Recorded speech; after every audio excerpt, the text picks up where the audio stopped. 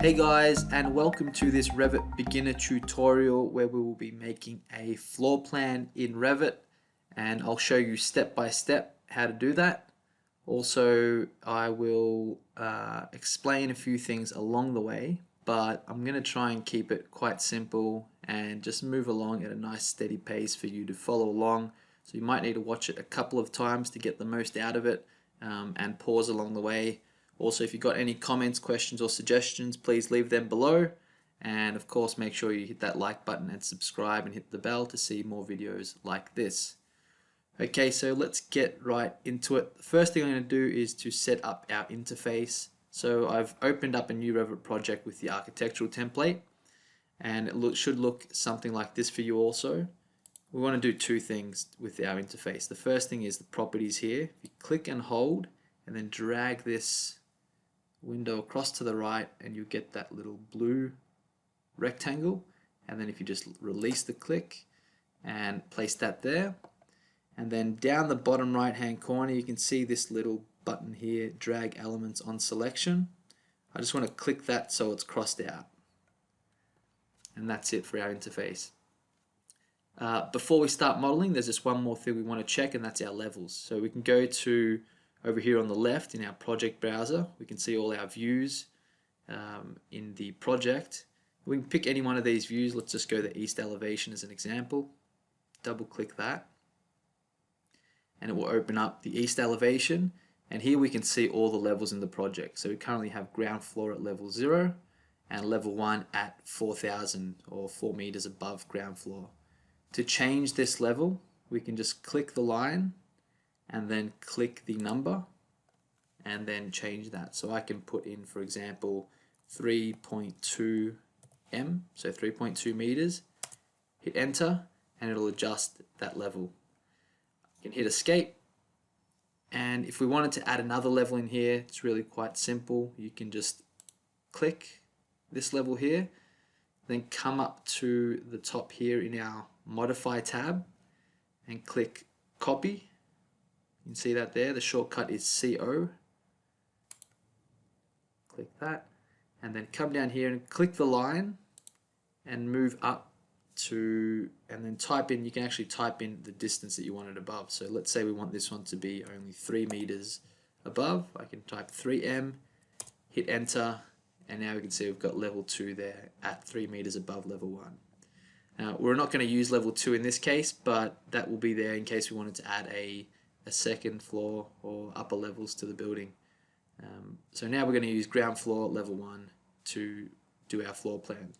So to do our floor plan, again over here to the left on the project browser, we can double click ground floor, and that will bring us back into the ground floor plan where we can start to draw our plan. We're going to start with walls, and then we're going to do the external walls, we're going to do internal walls, then add doors, windows, and at the end we'll add things like floors, roofs, and furniture. So we don't actually need floors and roofs for our floor plan because they're not actually visible, but I'll show you how to do that anyway. So ground floor plan, up here in the architecture tab, this is basically where you're going to find all your tools to model in your project. So we can click wall,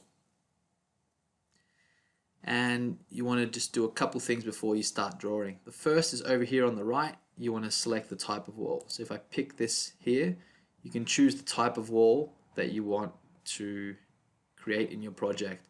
I'm going to choose brick veneer 250 timber. Okay. Next, we want to come up to this tab up here underneath the ribbon, and we just want to set a couple things. So the first thing is we want to set the height. So currently it's at 8 meters, we don't want that. If we pick this little drop down, we can choose the height to go up to level 1 like that. And that is all we really need to worry about here. Then we can choose up here how we want to actually draw that line. So we do want to draw the wall as a straight line, you want to draw a rectangle, and so on. I'm going to leave it a straight line, and we can start clicking away. So if I scroll with the mouse wheel now, you can see I'm just zooming in, and I can start to draw this wall around here. So you can see there 9 meters, it's come down maybe 3 meters, Let's go across perhaps, let's say about 6 meters down here like that. And again, it doesn't have to be exact. We're just kind of creating a plan to get a bit of an idea. And you can see it's also snapping there. So if I click that, it'll just close it off and give us a nice little join there. So there we have our external walls for our building, for our floor plan. Quick note here, note that we can't see the detail in the wall. It's just one solid kind of gray element. If you want to see a bit more detail, all you need to do is come down here to where it says detail level, click that, and then change it to fine. And you see as soon as we click that, if we zoom in by scrolling up on the mouse wheel, you can see that it's showing all the different layers in that wall. So we can see from the exterior there's brick, and there's a bit of a cavity, and then there's the timber inside of that. So that just helps you see in a little bit more detail. And that's looking good. So now we want to add let's add some internal walls. So if we click again, wall, and now same thing again, come over to the right, and we don't want these to be brick veneer walls. We want to change that to something perhaps like a stud timber 90mm. Sounds about right. Like that. And then you can draw in here some walls. So I'm going to draw a room like that. Might draw another room here like that. And perhaps another room like that there. And I'm just hitting escape after drawing this. I'm clicking again, and then just hitting escape to exit that command. If I hit escape again, it exits the wall command altogether. So now we've got some walls in here, which is looking good. If we wanted to move some of these walls, like let's say this wall here, for example, if we want to move it left or right, we can just click it and then drag it with the mouse like that and let go. We'll click and drag here and let go. If you want to align it, this is a really handy tool. If we want that wall to be perfectly aligned to this, we could try and do it by dragging like that and hope that it kind of snaps near to there, but it doesn't always work because it's snapping to the center line, which is something I'll talk about another time. But if we want to align it, these two edges here, the best way is to hit escape there, come up to the modify tab, and then use this align tool up here. You can see the shortcut AL for align. Click that, then click the line that you want to align to. So you can see there it's highlighted blue, so I can click that. And then the next thing is I need to click this line up here. But note, just a note, if you look down the bottom left hand corner here of the screen, right down the far bottom left hand corner, this is where Revit gives you a hint as to what the next click is. So it says please select an entity to align. It will move into alignment with the reference, and we can't see the rest of it because my screen's a little small, but it basically tells you what the next step is. So this is really useful when you're when you're using new tools or not quite sure what the next step is for something that you're using in Revit. Revit often gives you a hint here as to what you need to do or what you need to click. Another point on that as well is these tools up here, for example, the align. If I just hover over that tool in the ribbon, it not only gives you the name of the command and the shortcut, you can see that align AL, but it also gives you a word description and a video animation to explain how that tool works and if it's the right tool for you. So that's something I really recommend checking that out. There should be descriptions and animations for most of the tools in that ribbon. But back to this, we've clicked the wall that we want to align to, and now we can click this here and bang, it moves that in alignment, so it's perfectly aligned. Hit escape to exit that command. Now let's add some doors. So if we go again into the architecture tab, which is where we'll find all our 3D components, go to door, and then same as we did with wall, we firstly choose the type that we want. So come over here, and we've got a few different door types in here already, and I might go just the biggest type to begin, so 915 by 2134, and add some doors on the exterior of the building. I can click there, I can add one here. Note this one, if I wanted to change the swing, I can just hit the space bar, and I'm just clicking the space bar here, and you can see it's flipping the direction of that door. Also, if I move the cursor to the other side of the wall, it flips it to that side. So depending on where your cursor is, you can choose which side of the wall you want the door to swing and which direction you want the door to swing by hitting space. So I'm going to place the door about there, and we can probably place another external door here like that, and escape to finish. And I want to create some more doors internally now. So again, architecture, door, pick the type, and I want to do a, let's say this 864 by 2032, and I'm going to use that for these bigger doors, or these doors separating the big rooms. Delete instance, it's okay, I accidentally clicked that twice, so let's go back. Door, it remembers, by the way, as soon as you go back into a tool, it remembers the previous type that you'd selected. Here, hit space to flip it, and click.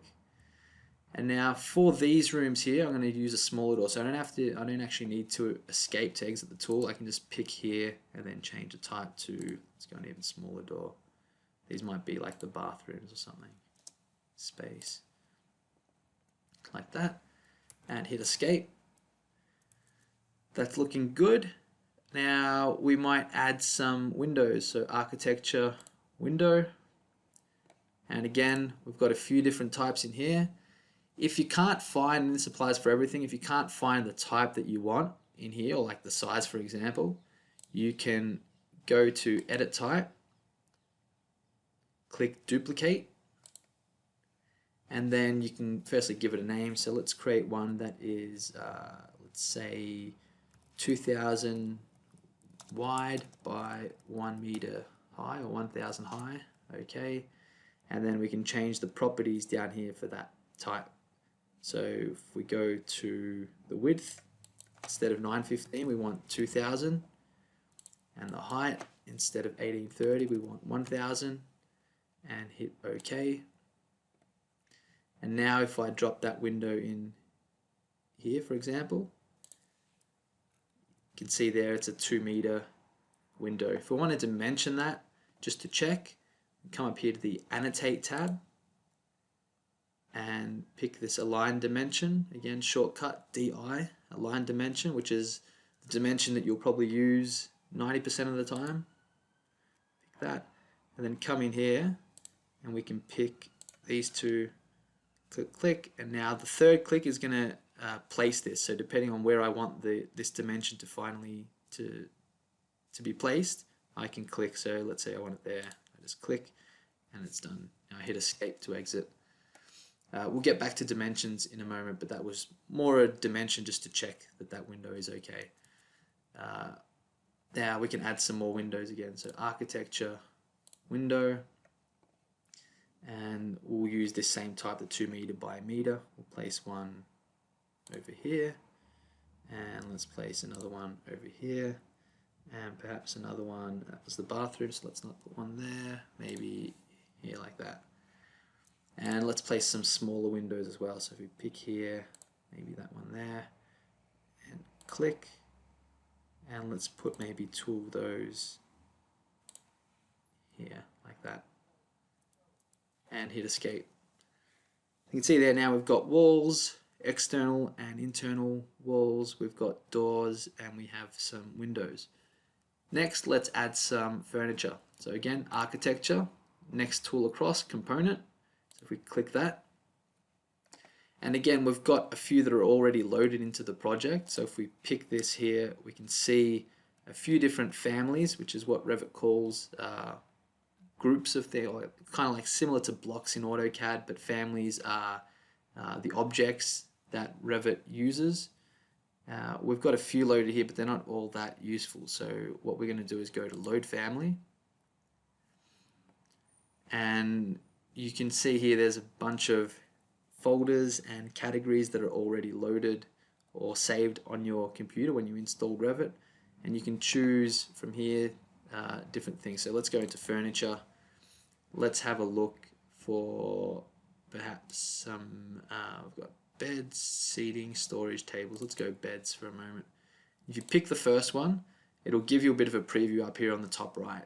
And then if you use your keyboard, so if I use the down button on my keyboard, I can just cycle through each of these and pick a bed that suits. So that one looked alright. We've got bunk beds and a few different types of beds. I might use large sizes or bed box. Let's use this one, bed box. Open. And now what this does is it loads it into the project so we can use it again afterwards, and it also has it selected. So all I need to do is just drop it into the project. So I might put this bed in this room. Again, similar to the doors, if I hit the space bar, it will rotate that bed 90 degrees. So you can get it facing the right way and something like that. You can see also that there it's snapping to that wall with that blue line. So if I click, it'll place that there like so. Hit escape. Let's add some more stuff. So architecture component. Let's come in here. Let's actually place a desk this time. So desk, and we can place this desk. Let's put a desk maybe in here. Let's make this the office. Again, if I hit space, it'll rotate that around like that. Escape, escape, and architecture component. Load family. Let's get some chairs in there. So go back up, seating, select the first one, and then use the down button on the mouse to find a chair that we like. That looks good. An office chair. Open. Come over here, and then again hit space to get it facing the right way, and move it there like that. Awesome. And what else? We can probably add a sofa or something in here. So architecture component, load family. Let's see if we have, we've got down here sofa. Okay, sofa there and sofa there. Let's try this one.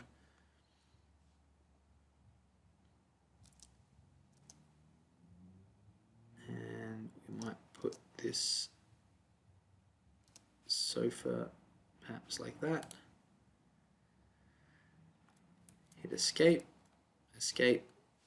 And let's maybe just do the bathrooms as well, because bathrooms are usually you add the furniture or the fixtures and fittings for your bathroom, at least the basics like a basin and your toilet or water closet and perhaps a shower or a bath. So let's go architecture, component, load family, and all the bathroom families you'll find under plumbing. So double click that, architectural, fixtures, and let's start with bathtubs. So pick the first one.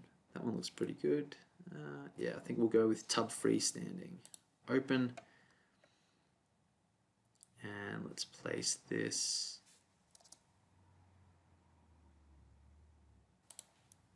there like that. Escape, architecture component, load family, water closets, and this domestic toilet looks good. Open.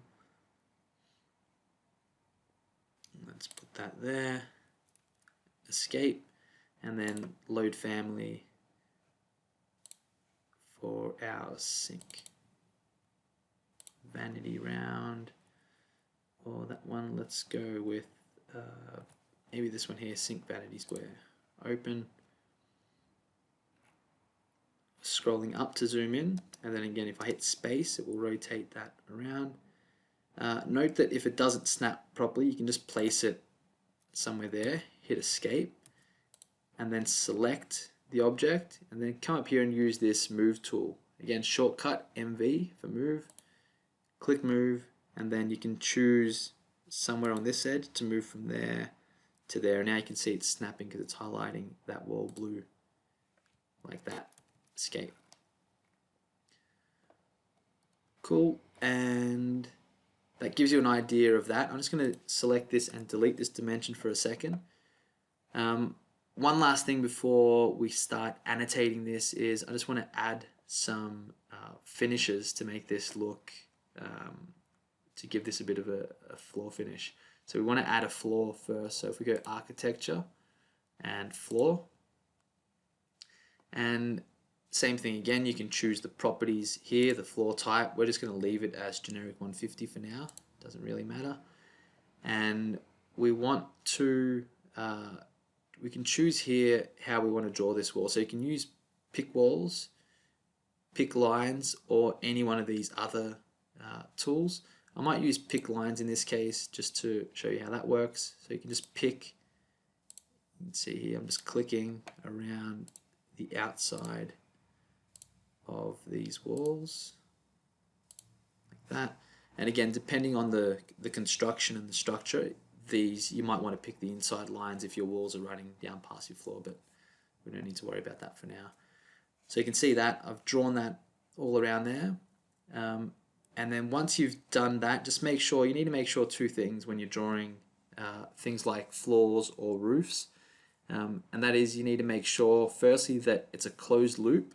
So if I come over here and I press tab, you can see that highlighted blue is basically one continuous loop. There's no gaps. And then the other thing is there's nothing intersecting itself. So the lines aren't crossing over. For example, if this was crossing over like that, and I tried to hit the green tick here to finish, it would give us this warning. Lines cannot intersect each other. The highlighted lines currently intersect. And you can see that it's highlighted them orange. So if you click continue, and I pick this and I drag this line back down to there, and then hit the green tick, now it's finished that, and you can see it's highlighted that floor blue. If I hit escape, we can get back out of that. What we want to do now is to give this a material. So if we come over here to where the floor would be and I press tab, if you look down the bottom left hand corner and also where the mouse is, you can see it says floors, floor generic 150. So if I click now, that's the object that it's going to select. So if I click, we can edit the material of this floor. And if we can do that by going in here to edit type, and next to structure go edit, and then here in material, currently it's by category, but if we pick this,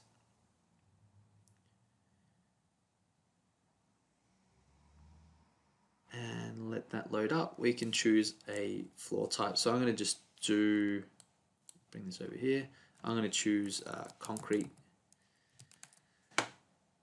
and maybe just this cast in situ or cast in place concrete. You can see the graphics here. The cut pattern is going to have a concrete pattern. I might also give the surface pattern here a concrete pattern. So if I click this, we can choose concrete, okay, and then I don't want it to be black, I'd rather it be like a light gray, like that. Okay, okay, okay, okay. And there you go, you can see that concrete fill throughout the floor plan. Next thing is with these wet areas here, if we didn't want those to be concrete and wanted them to be tile, for example, we can do that quite easily. So all we need to do again is if you go back to modify, and you've got this tool up here, split face. So what this is going to do is basically split the face of the floor. So what is currently showing as concrete, we're going to split it and we're going to give it a separate material. So split face.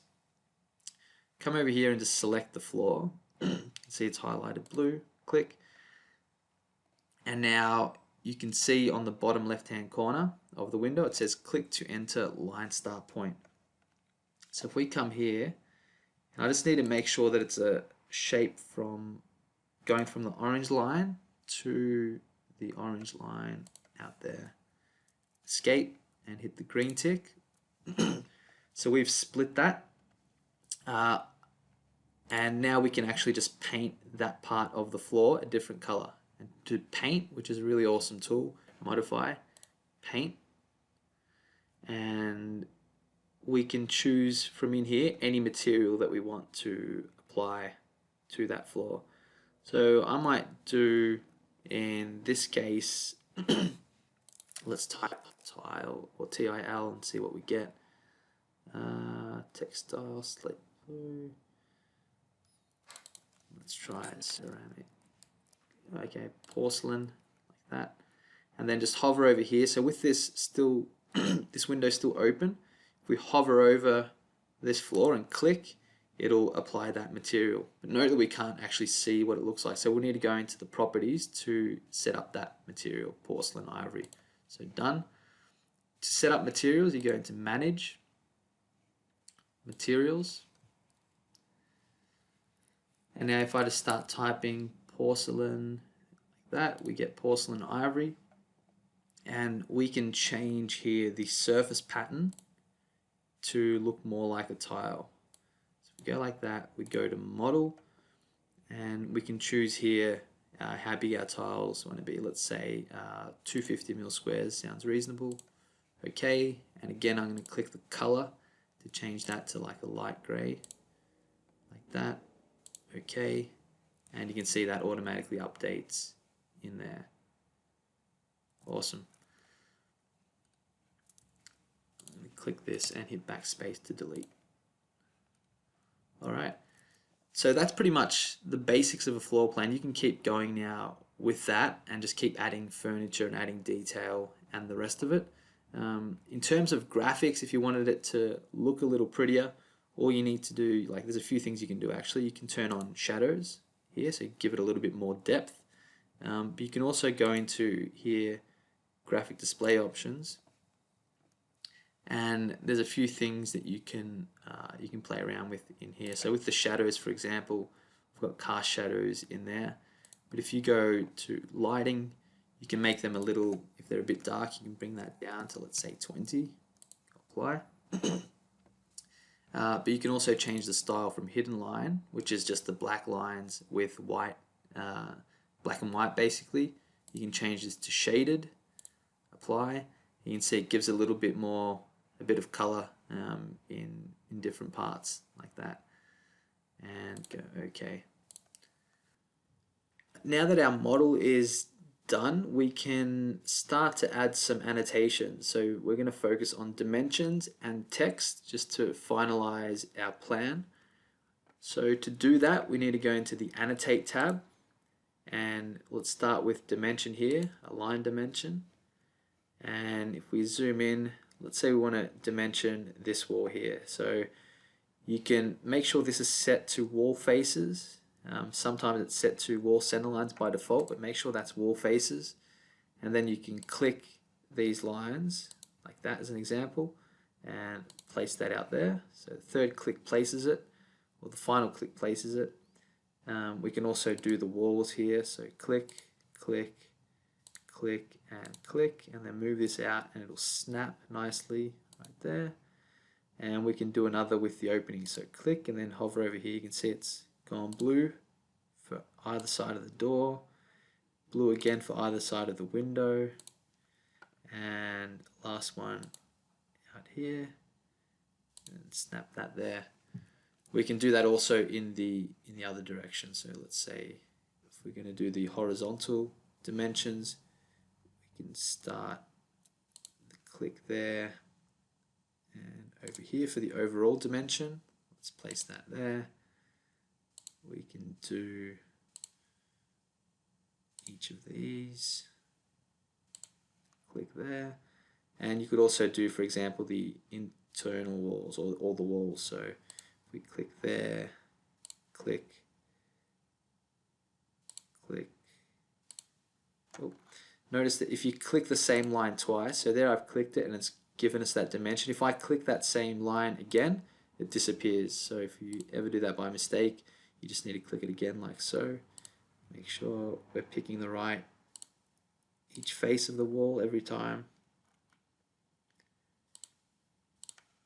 And I'm just scrolling with the mouse wheel in and out just to get a better look at, just to zoom in and make sure we're picking the right lines. Here. Like that. And once we're done, we can drag this out here and click to place it. We could also do the same here with the windows. And now to add some text, just as an example, again, Annotate tab, text, I like to use this one here, 2 segments, but it depends, I guess, how you want your arrows or your leader to be displayed. But let's say we just want to put a note here. So click where you want the arrow, click for the second point, and then the third click now is going to be for the final position or where to place the text. And now we can type and say something like brick veneer wall 250 mil as an example,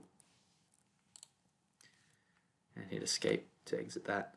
Again, annotate text, and we can zoom in here, and let's say this door, so click, and now if I don't want this text to come up and I just want it to be horizontal, I can just do a third click here, and you can call this, something like main entry or entrance as an example into the bedroom. If you want to change the size of the text, you can select these. So if I select this, hold down Control and click this, so now I've selected both, and I know that I've got 2 things selected because down here in the filter you can see that little number 2, and if I click it, it'll tell us what's selected. So category text notes 2, so we've got 2 text notes currently selected. Okay. So once these are selected, we can change the text here. So currently it's Arial 1 mil. If we click this, we can make it a little bigger. Let's say 2.5 mil as an example, like that. You can also move these around after they've been placed. So we can move this around as we like. We can also move the arrow to straighten this up as an example. And that's pretty much it, I think. There we go, we've got a floor plan now.